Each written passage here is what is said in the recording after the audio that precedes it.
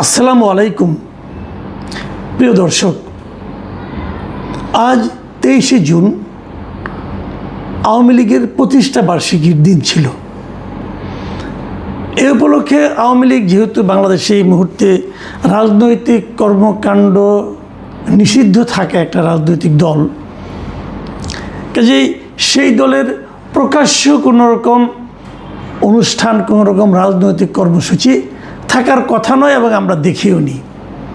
কিন্তু বিচ্ছিন্নভাবে তারা সারা দেশেই কিছু না কিছু করার চেষ্টা করবেন বলে আগে ভাগে একটা ঘোষণা দিয়েছিলেন, এক বা একাধিক ঘোষণা দিয়েছিলেন, এবং সেগুলি সবই ছিল মূলত অনলাইন ভিত্তিক। অনলাইনে তারা যাদের মতো ঘোষণা দিয়েছিলেন এবং এইগুলোকে প্রতিরোধ করার জন্য, এগুলোকে থামানোর জন্য সরকারের মধ্যে আমি একটা যুদ্ধংদেহী প্রস্তুতি দেখেছিলাম, যেটা নিয়ে গতকালকে আমি একটা কন্টেন্ট করেছিলাম। সরকার ঢাকা শহরে প্রায় 16-17 হাজার পুলিশ নামিয়েছিল এটাকে থামানোর জন্য। 6টা জেলায় সেনাবাহিনী মোতায়েন করা হয়েছিল, এই যাতে নাকি আওয়ামী লীগ কোনো ধরনের এই ধরনের কর্মকাণ্ড, এই ধরনের কর্মসূচি পালন করতে না পারে তার জন্য এগুলো হয়েছে। সরকারের দিক থেকে এগুলো করা হতে পারে, কারণ সরকারই তো ঘোষণা করেছে যে এই দলটা কোনো রাজনৈতিক কর্মকাণ্ড চালাতে পারবে না। যেহেতু সরকারের ঘোষণা, যাতে সেটা ভঙ্গ না করতে পারে সেজন্য যারা চেষ্টা করবে, এটা স্বাভাবিক। কিন্তু চেষ্টাটা আমার কাছে প্রস্তুতির একটু বেশি বাড়াবাড়ি মনে হয়েছে, যেমন সেটা আমি কালকে বলেছি। কিন্তু আমার আজকের আলোচনাটা হলো যে এটা করতে যে জামাতে ইসলাম করলোটা কি। মানে আওয়ামী লীগের একটা কর্মসূচি, যে আওয়ামী লীগের কর্মসূচি করার কোনো আইনগত বৈধতা নাই, আর আইনটা ভালো মন্দ সেটা কিন্তু অন্য আলাপ। এখন আইন যদি ভাঙে, তারা আইন যারা প্রণয়ন করেছেন সরকার দেখবে। এখানে জামাতে ইসলামের ভূমিকাটা কি, এটা আমার কাছে ক্লিয়ার হলো না। তারা এটা নিয়ে মাঠ গরম করলো, যেটা আমরা আগের আমলে, আওয়ামী লীগ আমলে দেখেছি। কিন্তু জামাত অথবা বিএনপি কোনো কর্মসূচি দিলে পরে আওয়ামী লীগ একটা পাল্টা কর্মসূচি দিত এবং বলতো রাজপথ ছাড়ি নাই, শেখ হাসিনা তোমার ভয় নাই, এগুলি বলতো আর কি। রাজপথ কেউ ছাড়তে চায় না, মানে যখন তারা ক্ষমতায় যায় তখনও তারা রাজপথ ছাড়তে চায় না। এবং এরই মানে আরেকটা দিক এবার দেখলাম যে বিএনপির তেমন শোরগোল কিন্তু দেখিনি, জামাতের বেশি শোরগোল দেখলাম। জামাত রাজপথ ছাড়বে না এবং তারা আওয়ামী লীগকে কিছু করতে দেবে না, ভালো কথা। এবং করতে দেবে না বলে তারা আজকে যে কাণ্ডটা করলো, এই কাণ্ডটা কিন্তু আমি মনে করি একটা বড় ইঙ্গিতবহ একটা কাণ্ড। তাদের হাতে গণমাধ্যম কর্মীরা আজকে নাজেহাল হয়েছে, এই জামাতের হাতে। জামাত মিছিল বের করেছে 32 নম্বরের আশেপাশে, 32 নম্বর ধানমন্ডি 32 নম্বর, মানে যেখানে নাকি বঙ্গবন্ধু শেখ মুজিবুর রহমানের বাসস্থান ছিল, এবং সেখানে পরবর্তী সময়ে বঙ্গবন্ধু জাদুঘর হয়েছিল। যে জাদুঘর কারো ব্যক্তি মালিকানা ছিল না, এটা একটা ট্রাস্টের মালিকানা ছিল। যে জাদুঘরকে অন্তর্বর্তীকালীন সরকারের আমলে ভেঙে গুঁড়িয়ে মাটির সঙ্গে মিশিয়ে দেওয়া হয়েছিল। যে জাদুঘরের ভাঙাকে কেন্দ্র করে একজন আসামিকেও গ্রেপ্তার করবে কীভাবে? কোনো মামলাও হয়নি বোধ হয়। মামলা হয়েছে কিনা আমার জানা নেই, হলো তো নিশ্চিত ওই জন্য গ্রেপ্তার হতো। বাংলাদেশের আইন শৃঙ্খলা নিরাপত্তা ব্যবস্থা এরকমই ছিল। তো সেটার সামনে যে জামাতে ইসলামকে আজকে সমাবেশ করতে হবে, তারা ওই এলাকায় বেশ উত্তপ্ত স্লোগান সহকারে মিছিল করেছে এবং সেখানে যে সমাবেশ করেছে, এই সমাবেশের জায়গায় 10 জন সাংবাদিককে তারা নানাভাবে হেনস্থা করেছে। একজনের অবস্থা বেশ খারাপ, তিনি দৈনিক সকালের মাল্টিমিডিয়া রিপোর্টার মাহফুজুর রহমান শিশির, তাকে সে গুরুতরভাবে আহত হয়েছে। এছাড়া আরও 10 জন সাংবাদিক শিবিরের দ্বারা ভোগান্তি, তবে হেনস্থার শিকার হয়েছে। এই যে ঘটনা ঘটেছে, এটার ভিডিও আজকে সোশ্যাল মিডিয়ায় মোটামুটি সারাদিন দেখা গেছে। কারা এই কাজগুলি করেছে তার ছবিও সে ভিডিওতে পাওয়া যায়। এর মধ্যে কিছু স্টিল ছবিও আমি দেখলাম, বিডি নিউজ 24-এর একটা স্টিল ছবি আমি আজকেই দেখলাম ওখানে, যে একদম চেহারা দেখে চেনা যাচ্ছে যে কারা ওই সাংবাদিককে কিল ঘুষি চট থাপড় মারছে, তার জামা কাপড় ছিঁড়ে ফেলেছে, মাটিতে ফেলে রাতি দিয়েছে, অনেক কিছু হয়েছে। এখন এই যে ঘটনাটা কী নিয়ে ঘটনা, ঘটনার যতটুকু আমরা জানতে পেরেছি বিভিন্ন পত্রপত্রিকায়, ঘটনার কিছুই না। ওনারাও এখানে মিছিল করে এসেছেন, বীর দর্পে কেউ তো নাই, প্রতিপক্ষ তো নাই, নিজেরাই বীর, নিজেরাই বিজয়ী, এবং ওখানে দাঁড়িয়ে তারা বক্তব্য দেওয়া শুরু করেছেন। এবং অনেকেই বক্তব্য দিচ্ছেন, এক একজন লম্বা লম্বা বক্তব্য দিচ্ছেন। এই সময় সাংবাদিকদের একটা অংশ বলেছিল যে আপনারা এতজন বক্তব্য না দিয়ে, এটা তো মিছিল পরবর্তী সমাবেশ, সাধারণত যেরকম হয় আর কি, মিছিল পরবর্তী সমাবেশ হলে অথবা মিছিল পূর্ব সমাবেশ হলে একজনকে দুজন লোক বক্তৃতা দেয়, দিয়ে হয়তো মিছিল শেষ করে অথবা মিছিল শুরু করে, যেটাই হোক। এখানে অনেকেই বক্তৃতা দিচ্ছিল। এই জন্য সাংবাদিকরা বলছিল আমাদের তো খবরটা ধরাতে হবে, এত জনের বক্তব্য তো আমরা নিতে পারবো না, আপনারা প্রধান যারা আছেন নেতা তারা বক্তৃতা দেন, বাকিরা সংক্ষেপ করেন। এতেই তারা ক্ষিপ্ত হয়ে গিয়েছিল। এবং তখন তারা বলছিল যে আপনার যদি পছন্দ না আপনি চলে যান, আপনাদের এখানে থাকতে হবে না, এটসেট্রা এটসেট্রা, এক কথা দুই কথা মানে বাকবিতণ্ডা। এবং এক পর্যায়ে ওই সাংবাদিককে লক্ষ্য করে বলা হচ্ছে যে এ হলো ফ্যাসিবাদের দোসর, বলেই কিল চর থাপড় যা আমার মেরেছে। এটা ভেরি ইন্টারেস্টিং একটা ব্যাপার। আপনাকে পছন্দ হলো না, কেউ একজন বললো আপনি ফ্যাসিবাদের দোসর, তারপরে আপনাকে চর থাপড় কিল ঘুষি এমনকি আপনার জীবন নিয়ে নেওয়া সবই বৈধ। কাউকে ফ্যাসিবাদের দোসর এই হিসেবে উচ্চারণ করে তাকে আপনি যা খুশি তাই করতে পারবেন, কোনো সমস্যা নাই। এটা অন্তর্বর্তীকালীন সরকার শুরু করে দিয়েছিল, এই সরকারের আমলেও সেটা অব্যাহত আছে। এবং জামাতও সেই একই অস্ত্র আজকে প্রয়োগ করেছে। শিশিরকে বলেছে যে ও ফ্যাসিবাদের দোসর, অতএব তাকে মারা যাবে, এবং তাকে কিল ঘুষি চর থাপড় মারা শুরু হয়েছে। এটা হলো ঘটনা।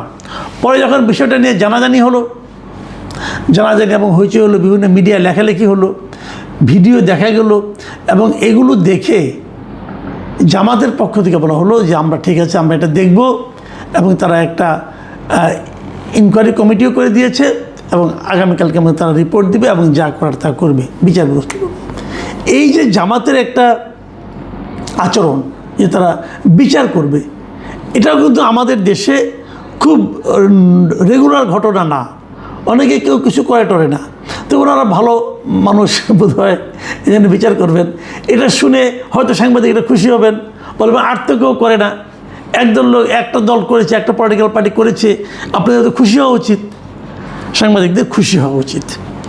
প্রশ্ন হলো এই যে প্রবণতাটা, এই যে প্র্যাকটিসটা, আপনি একজনকে মারবেন, আপনারা যদি অন্যদের চেয়ে নিজেদেরকে ভালো প্রমাণ করতে চান, তাহলে একটা ইনকোয়ারি কমিটি করে দিবেন, শেষ। ইনকোয়ারি কমিটিতে দুজন লোককে আপনারা বলবেন শাস্তি দিবেন। কী শাস্তি দিবেন? আপনারা তো পলিটিক্যাল পার্টি, আপনারা তো জেল ফাঁসি দিতে পারবেন না। বলবেন তার পদ স্থগিত করা হলো, বলবেন তাকে ওই পদ থেকে সরিয়ে দেওয়া হলো, এই তো। কিন্তু যিনি অপমানিত হলেন, যারা ফিজিক্যালি টর্চার্ড হলেন, তাদের কি তাতে রিমেডি হবে? তাদেরকে যে অসম্মানটা করা হলো, সেই অসম্মানের কি প্রতিদান এতে মিলবে? দেখুন, আমি বিষয়টা নিয়ে একটা কথা বলি। জামাতে ইসলামের অনেক নেতার সঙ্গে আমার ব্যক্তিগত পরিচয় আছে, যোগাযোগ আছে, কথাবার্তা হয়, আগেও হতো, এমনকি আওয়ামী লীগ কিংবা আর এর আগে যখন নাকি মহাজোট সরকার ছিল, বিএনপির নেতৃত্বাধীন, যেটা আমাদের জামাতে দুজন মন্ত্রীও ছিলেন, সেই মন্ত্রীদের সঙ্গে আমার একাধিকবার দেখা হয়েছে। আমি ওনাদের বেশ ঢাউস ইন্টারভিউ করেছি। এবং আমি সবসময়ই বলতাম, আমার বন্ধুবান্ধবকে বলতাম, সহকর্মীদের বলতাম যে জামাত নেতাদের মধ্যে এক ধরনের ভদ্রতা আমি দেখতে পাই। ওনাদের মধ্যে এক ধরনের পরিমিতি বোধ আছে, ওনাদের মধ্যে সৌজন্যতা আছে। এগুলো আমি সবসময় কিন্তু বলে আসছি। তো যাদের ভিন্ন অভিজ্ঞতা আছে, আমারই কিছু বন্ধুবান্ধব আছে যারা চট্টগ্রাম ইউনিভার্সিটিতে পড়াশোনা করেছেন, তারা আমাকে বলেছেন যে ভাই আপনি এই কথা বলতেই পারতেন না যদি আপনি চট্টগ্রাম ইউনিভার্সিটিতে পড়তেন, অথবা আমাদের ওই সময়ে যদি আপনি রাজশাহী ইউনিভার্সিটিতে পড়তেন তাহলে আপনি বলতে পারতেন না। কী জানি হতে পারে, আমি তো ওই দুই ইউনিভার্সিটিতে পড়িনি, কিন্তু আমি সরাসরি দেখিনি। কিন্তু যে সমস্ত নেতাদের সঙ্গে আমি মিশেছি, কথা বলেছি, আমি তাদের মধ্যে সবসময় এক ধরনের ভদ্রতা, নম্রতা, সৌজন্যতা, শিষ্টতা আমি দেখতে পেয়েছি। তাদের নৈতিক অবস্থানটা কি সেটা অন্য বিষয়, সে আলোচনা তো আমার হয়নি, বাট আমি এটুকু দেখে পেয়েছি যে পারস্পরিক আলোচনার সময় তারা এই ধরনের আচরণ করেন। কিন্তু এবার যখন এখানে দেখলাম, তখন আমি একটু অবাকই হলাম, এবং তাদের আমি যে ভিডিওগুলি দেখলাম, এই দেখলেও বোঝা যায়। এবং গত জুলাই আন্দোলনের পর জুলাই আন্দোলনের পরপর যখন নাকি অন্তর্বর্তীকালীন সরকার দায়িত্বে ছিলেন, তখন যে সমস্ত আচরণ কথাবার্তা তাদের মুখে শুনেছি, সেগুলো কিন্তু আমি ঠিক আমার অভিজ্ঞতার সঙ্গে মেলাতে পারিনি। এখন হয়তো বলবেন, আমি জানি কেউ কেউ তেমন বলবেন যে দলটা বড় হয়ে গিয়েছে, যখন বড় দল হয়ে যায় তখন সবার উপর নিয়ন্ত্রণ রাখা যায় না, এটাও হতে পারে। কিন্তু ওই যে বললাম, আমার কিছু ঘনিষ্ঠ বন্ধুবান্ধব আছেন যারা কি চট্টগ্রাম ইউনিভার্সিটিতে অথবা রাজশাহী ইউনিভার্সিটিতে পড়াশোনা করেছেন, তাদের বক্তব্য হলো এই যে দৃশ্যটা আপনি আজকেও দেখলেন 32 নম্বরের সামনে, আসলে এটাই জামাত। এরা যখন ভদ্র থাকেন, ভদ্র আচরণ আপনার সঙ্গে করেন, ওটা হলো সুযোগের অভাবে ভদ্র, অথবা ওটা একটা মুখোশ। তাদের প্রকৃত চেহারা হলো এটা। যখন তারা ক্ষমতাবান হন তখন তাদের প্রকৃত চেহারাটা বেরিয়ে পড়ে। আমি জানি না এটা সত্য মিথ্যা, আমি বলতে পারবো না, যেহেতু আমার নিজস্ব অভিজ্ঞতা নাই। কিন্তু এবারে যে ঘটনাটা, এটা ঠিক আমি মেলাতে পারছি না। আবার কেউ কেউ তো বলবে যে দল বড় হয়ে গেছে, এদের সবার উপর এরকম নিয়ন্ত্রণ প্রতিষ্ঠা করা যায় না। কেউ কেউ আছে যায় না দলের আদর্শ ছাড়াই, আদর্শের সঙ্গে অতটা একমত না, অথবা আদর্শকে ধারণ করতে পারে না, তারা হয়তো এরকম করেছেন। দুটোই হতে পারে। কিন্তু আমার কথা হলো, আমরা কি দেখতেছি? আমরা কিন্তু এই সরকারের আমলে, আওয়ামী লীগ সরকারের আমলে আমরা দেখেছি মিডিয়া নানাভাবে আওয়ামী লীগ সরকারের দ্বারা ক্ষতিগ্রস্ত হয়েছে, নির্যাতিত হয়েছে। তা আমরা ভেবেছিলাম, এবং এইবার যেমন আমাদের বিএনপি দলীয় প্রধান তারেক রহমান, উনি দেশে আসার আগেই ওনার নিজের একটা কার্টুনকে একবার ওনার ফেসবুক পেজে পোস্ট করেছিলেন, তাকে ব্যঙ্গ করে কার্টুন করা হয়েছিল। উনি সেটা দেখে বলেছিলেন যে এই ধরনের কার্টুন আমরা দেখতে চাই সামনে। রাজনৈতিক নেতাদের নিয়েও সমালোচনা উনি মিডিয়ার কাছ থেকে পেতে চেয়েছেন। কিন্তু তা আমরা কি পাচ্ছি? সরকারি দলের মধ্যে পাচ্ছি, বিরোধী দলের মধ্যে পাচ্ছি। আমরা দেখেছি এই সরকারের আমলে এই 1-2 সপ্তাহের মধ্যেই বগুড়ার একজন সাংবাদিককে কিন্তু গ্রেপ্তার করা হয়েছে। আরও 5 জনের বিরুদ্ধে মামলা আছে, তাদেরও পাওয়া মাত্র গ্রেপ্তার করা হবে। কিসের নমুনা এগুলো? কোনো এক প্রতিমন্ত্রী নাকি মানহানি হয়েছে, এই জন্য গ্রেপ্তার করতে হবে। যদি এভাবে চলতে থাকে তাহলে প্রধানমন্ত্রী যে কথাটা বলেছিলেন তার প্রতিফলনটা আমি কোথায় দেখব? সরকারি দলের মধ্যে দেখছি, যারা বিরোধী দল জামাত ইসলামী তাদের মধ্যে দেখছি। তাহলে মিডিয়া কতটুকু নিরাপদ? সরকারি দলের কাছে কতটুকু নিরাপদ? বিরোধী দলের কাছেই বা কতটুকু নিরাপদ? আমি বুঝতে পারি না যে আমরা পরিবর্তনটা কোথায় পাবো। কালকে আমি বলেছিলাম যে আওয়ামী লীগের এই প্রতিষ্ঠাবার্ষিকীকে বন্ধ করার জন্য, প্রতিষ্ঠাবার্ষিকীতে কারোকে মাঠে নামতে না দেওয়ার জন্য, মাঠে নামা বাদ দেন, আপনি এটা পালনই করতে পারবেন না, এগুলি করার জন্য যেরকম উঠে পড়ে লাগা, সমস্ত শক্তি এক জায়গায় একত্রিত করা এবং আঘাত করা, এই যে প্রবণতা, এটাই কি আমাদের জন্য প্রত্যাশিত ছিল? আমরা তো একটা সকলের রাজনৈতিক অংশগ্রহণে একটা সমাজ চাই, সেই সমাজ থেকে আমরা পাচ্ছি। আপনারা বলবেন হয়তো যে আওয়ামী লীগ আমলে কী হয়েছিল? হ্যাঁ, আওয়ামী লীগ আমলে খারাপ হয়েছিল, কিন্তু আওয়ামী লীগের পুরো 15 বছরে কোনো রাজনৈতিক দলকে কিন্তু শেষে 2-3 দিন যদি আপনি বাদ রাখেন, শেষের দিকে এসে 2-3 দিন আগে এসে নিয়ে তারা জামাতকে নিষিদ্ধ করেছিল। এর আগে পুরো সময়ে কোনো রাজনৈতিক দলকে কিন্তু নিষিদ্ধ করা হয় নাই, যেটা নাকি এই সরকার একটা নির্বাচনই করেছে নিষিদ্ধ করে। আওয়ামী লীগ আমলে 14 অথবা 18 নির্বাচনে সবাই এসেছিল, 14 নির্বাচনে অথবা 24 নির্বাচনে আসেনি কেন? অন্য অন্য দলগুলো ভেবেছিল তাদেরকে আসতে বলা হয়েছিল, তারা আসেনি। তারা ভেবেছিল তাদেরকে আসলে প্রতারণা করা হবে, তাদেরকে জিততে দেওয়া হবে না, তাদেরকে চিন্তাই করা হবে ভোট। আশঙ্কা অমূলক ছিল না, আশঙ্কা সঠিক ছিল। কিন্তু তারা তো একদম সরাসরি তাদেরকে বাতিল করে দেয়নি। আমরা তো এবার বাতিল করে দিলাম, তাকে রাজনৈতিক দল নির্বাচনের অংশই নিতে পারবে না।